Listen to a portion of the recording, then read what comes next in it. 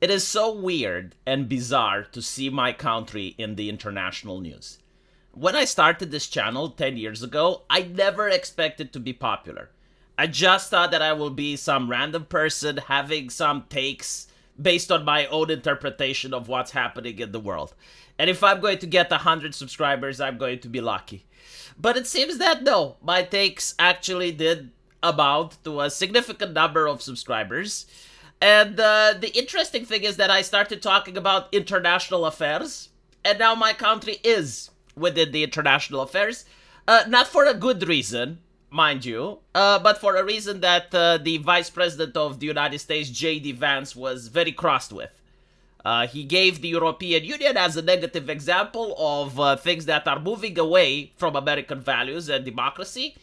And my country specifically was nominated as the prime example of a nation where elections got cancelled. The weird thing about it is not that the elections got cancelled, but how comfortable everyone is with this. And so it's to no surprise when the economists are now calling Romania a hybrid regime. Basically, they're saying that we're not as bad as Russia yet, but we shouldn't start shaming Hungary anytime soon. Like we shouldn't be the nation that goes around shaming how things are done in the United States. Because it's very difficult to disagree that Romania is indeed a hybrid regime now. Like, even the journalists in my country, they're not attacking the point, but they seem to be attacking the Economist itself. Like, they're trying to ruin the credibility of the Economist as a paper rather than to tackle the argument. And so a hybrid regime is a situation where you do have elections, but at the same time you also have state repression. So it's kind of like creating the illusion that you have a democracy when in reality citizens are allowed to vote as long as they're allowed to vote for the correct candidate. So if you look at what's happening in Hungary, if you look at what's happening in Russia, if you look at what's happening in other places that do have hybrid democracy, like in Turkey, for instance, you usually have like the establishment, right? Like the decent people, the good folk that people are allowed to vote for. And then you usually have the runner-up. And the runner-up is obviously an extremist, a dangerous, unhinged individual. If they are allowed to win, it's going to destroy the nation. That's usually the rhetoric that the media puts when you have someone that would run against Erdogan, when you have like someone that would run against Putin. Like the runner-up is a person that's extremely dangerous. And the rhetoric is important so that when the regime suppresses that person, you will have a big chunk of the population that will argue that the suppression is justified. Like, we save the nation by doing maybe sometimes underhanded tactics. And underhanded tactics is what follows. Usually the person that is able to compete with Putin or Erdogan or Orban or whomever it is at the top of the hybrid democracy, they happen to have bad things happening to them, right? Like, either all of a sudden they find out a couple of weeks before elections that he's involved in corruption. Or a couple of weeks before election, they find out that they didn't pay their taxes. Or a couple of weeks before election, they find out some other crime. Or an accident happens. That's usually in Russia. And so the people that would have felt represented by that individual now have no chance but to either vote for another person that didn't have the time to build up the charisma and to build up the reputation in order to challenge the establishment, or they have to vote for the establishment, or in most cases, they don't vote at all. And so this is what The Economist is accusing Romania of becoming. And to be fair, it is very concerning, especially when it comes to the future, because a lot of people that support hybrid democracies, they support it because the media spans the flames, right? So like for this election, if we don't vote correctly, it's going to end up in the destruction of our nation. It's going to end up with us getting pulled out of NATO. It's going to end up with Russian troops in Bucharest, right? And so like people are panicking and they're making decisions. They're supporting stuff for this election without realizing that they're causing a precedent that's going to be applied in the future. In other words, in future elections, like 10 years from now, 20 years from now, 30 years from now, if nothing changes, the Constitutional Court of Romania, which operates with judges that are named by politicians, so they don't really have any accountability to the public, can simply say, yeah, we're not going to allow this guy to run. Now, that person doesn't have a criminal record. Like, he's not placed under any investigation, cannot defend himself from the accusation, cannot bring a lawyer in order to review the evidence and try to prove his innocence. It is simply on the matter that the Constitutional Court can now just say, yeah, these individuals, they're not allowed to run in the future. Or if you have elections and they don't like the results, they can just say, all right, well, let's do it again. And I want you to understand, like, this is not like a classic court where you need evidence, where you have lawyers on both sides, where someone is arguing for or against. Like, no, this is just like a court that can at any point say, yeah, let's do over. And so many nations, including the United States, with J.D. Vance, is pointing out, like, hold on a little bit, this is not how democracy is supposed to function. This is not what democracy means. And again, you know, like, people from Romania are supporting it because this particular elections, they're thinking that if we allow Georgescu to win, we're going to be annexed by Russia or some nonsense. Like it's going to be a calamity that will just destroy the nation state. Like, everything bad under the sun is going to happen. So they're thinking in the now.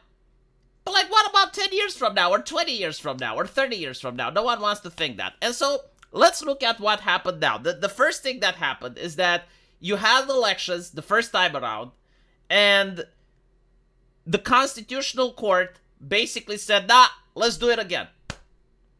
And the reason they did this is because of the way that Georgescu financed his campaign, right? Like, the Secret Service of Romania, the equivalent of it, said that, well, the Russians have dominated us on TikTok. Basically, the population was brainwashed by TikTok ads, right? Like if you were, because this is what I'm getting. Like, if you are sitting down and you are watching the TikTok video, you would be compelled to vote for Georgescu. Like you would have no choice, right? Like all of your mind would be turned into mush, and you would just go to the voting polls to vote for this guy. And so the Constitutional Court deemed that it was such an extreme danger to society that the elections have to be done again. This is a first for Romanian history as far as I know. I don't think like any other European nation does this. I'm not aware if France ever did this. I want you to imagine how it would be in the United States when Trump was placed under the accusation of the Russian collusion to be barred from running as president. Like, what would the American people say based on that? How would people feel? Or during the second presidential election with Joe Biden, if the Constitutional Court would have said, yeah, we don't really like the graph on how Joe Biden win and this whole mail-in voting, let's do the election again. What do you think people would say? Like how would the international world stage view America, right? This is where the conversation is at right now. And so that was the first thing that happened. It was the redoing of elections, right? Like, let's do a do-over. Now, something different happened. You see, I don't know if the American mind can grasp this situation, but in Romania, we are dominated by the folder, right? Like, this is how our society runs. We don't really use a lot of online things. We don't submit forums online. No, you need to have a folder with a lot of papers in it. Like it needs to be stacked with papers. You need to have like an entire forest of trees decimated to have papers for the folder. And the folder has like many pages with a lot of bureaucracy in it, and every single page needs to have a signature, right? So you take this folder and you go to an institution where there's a lady that looks disgusted to see you on the other hand of the counter, and you give her the folder. And this is pretty much how Romanian society functions. It's based on folders. And so people who want to run for presidency, they need to gather the signatures required to be eligible and then go to the Central Electorate Bureau and show them the folder. Now, last night, when Georgescu was informed that he is not eligible to run for president, people thought that maybe a signature is missing. Right, so basically on a technicality, it's like one of the files, one of the papers wasn't signed. But apparently this wasn't the reason. This morning we are told the reason by the Central Electorate Bureau, which basically says that by annulling the electorate process and ordering the entire procedure to be repeated, including filing candidacies, as a result of this candidate's conduit of not observing the regulations concerning the electorate procedure essential for a democracy, and the rule of the law, the Constitutional Court has also implicitly laid out the general mandatory framework with regards to what the legal conditions for filing candidacy by Georgescu Călin, and would thus be inadmissible for the resuming of the same electorate process to now suddenly be eligible to run for president. So basically what they're saying is that because the Constitutional Court had to redo the elections because of him, now they decided that he is not eligible, right? So they're not going to allow the people to make their own mind. Like, they're not going to allow the Romanian people, which now are aware of the TikTok machinations, now are aware of all the accusations, now are aware and informed of everything. They do not trust the people to decide whether or not to vote for this man. And this is democracy, by the way. Like, this is protecting democracy from the people. And so, again, I'm not a Georgescu supporter, but I am concerned about the future. And when you look at the 14 people from the Central Electoral Bureau that voted, it seems that the parties in power, the Social Democrats and the National Liberals, voted to prevent him from running, while the parties in opposition, USR, POT, our, they voted against not allowing him to run. In fact, most of the runners up for president right now, which includes Crin Antonescu and several other politicians like Nicu Șordan. A lot of you guys probably don't know the names, but basically all of them are saying, no, this man has to be beaten at the ballots.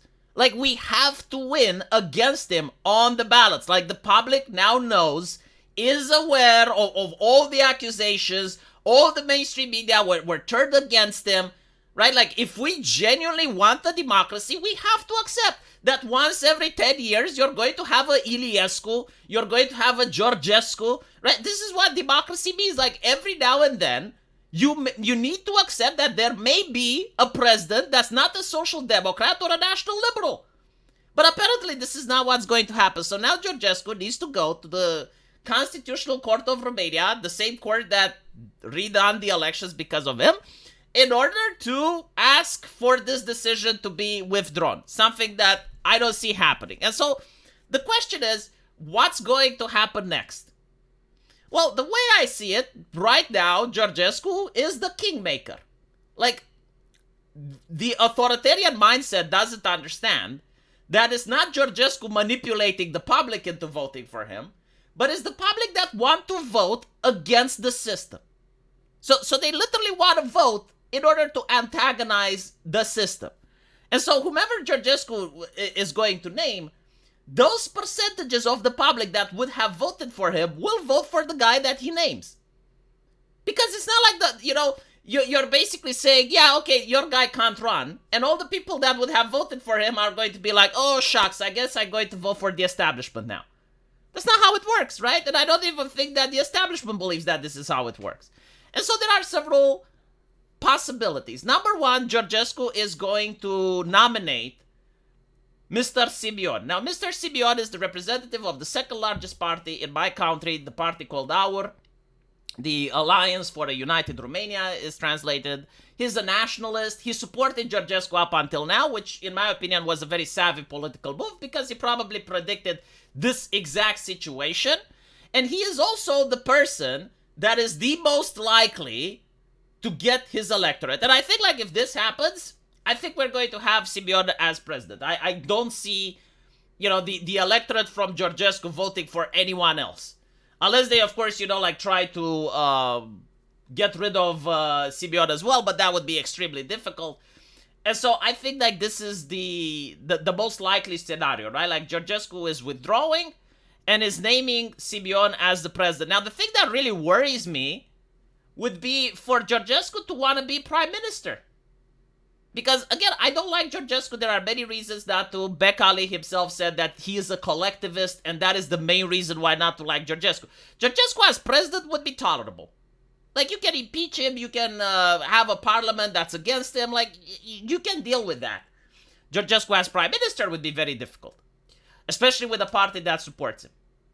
And so, like, this is a scenario that I personally wouldn't like to see, but I think it's possible.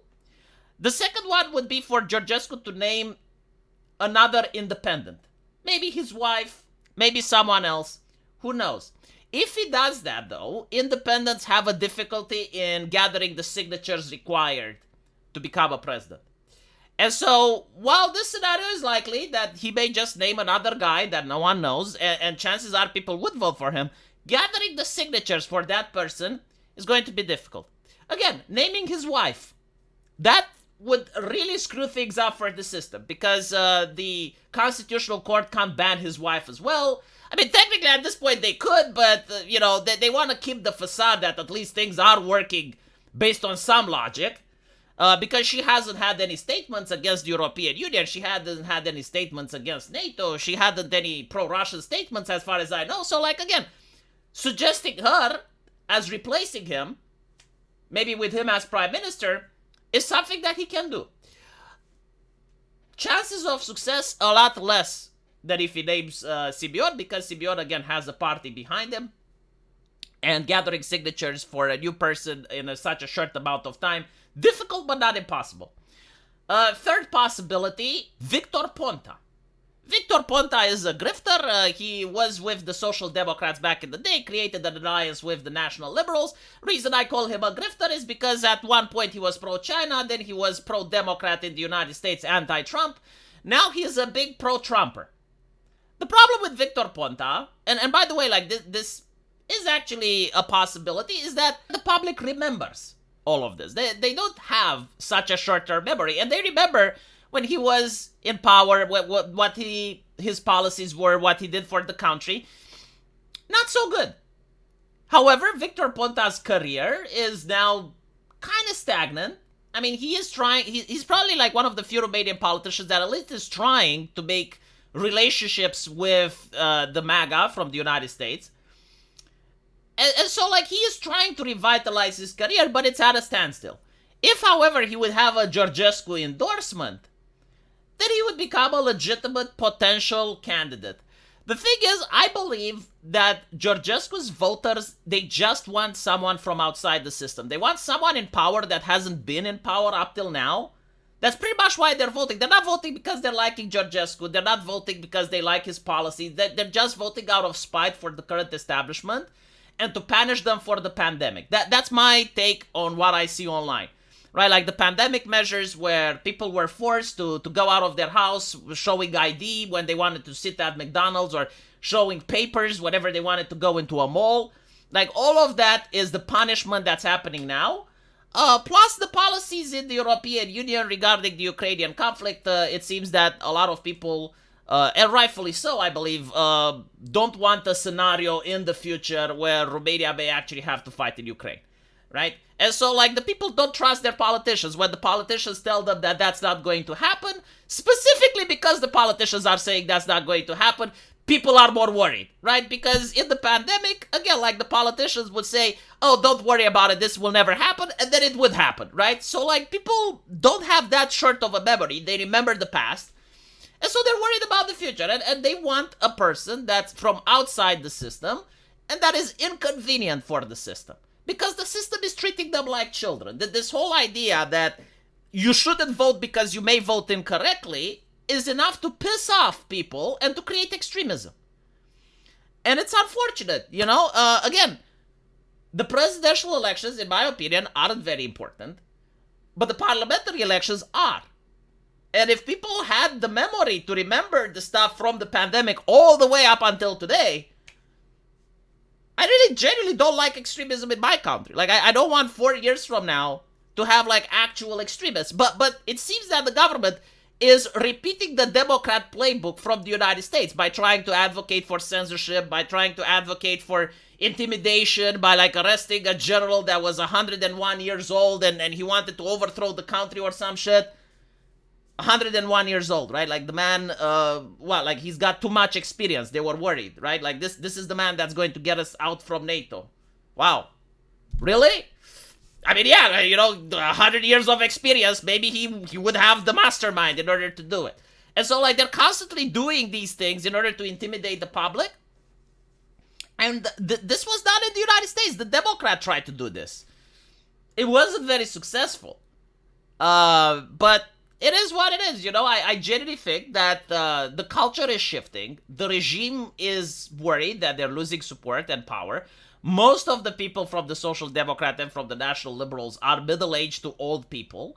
And they're worried that the young generation is going to replace them eventually with different parties.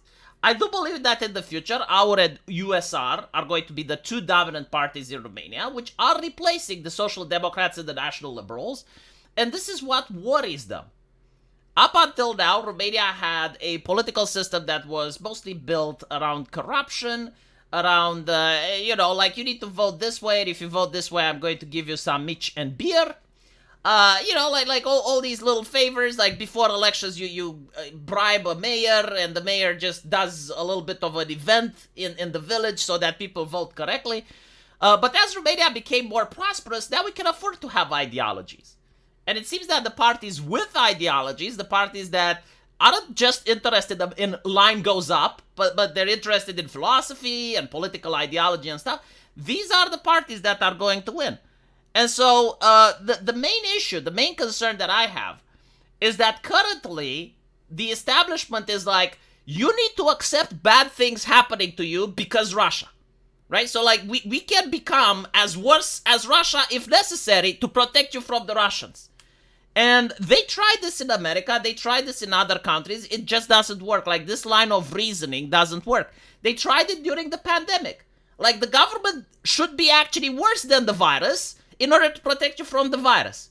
And this actually had the backlash, the other effect of having people like, you know what, I'm on team virus now. I want the virus to save me from the government. This is the mindset that you get, right? It's not something that's planned. It's not something that makes sense. But it's how people react to these types of measures. If you genuinely just try to force it on people, right? To ban the internet, to ban X, to ban TikTok, to ban this, ban that. Banning doesn't change the mind of people.